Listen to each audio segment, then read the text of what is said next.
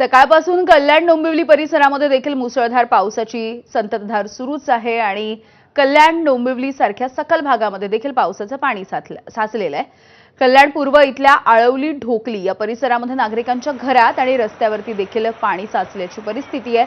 कल्याण पूर्व इथल्या पिसवली परिसरामध्ये देखील पाणी साचल्यामुळे नागरिकांना वाहतुकीसाठी किंवा रस्त्याने चालत जाण्यासाठी देखील अडथळा येतोय।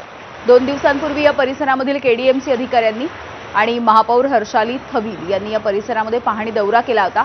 मात्र आताची जी परिस्थिती आहे ती बघता हा पाहणी दौरा फोलच ठरल्याचे चित्र आहे।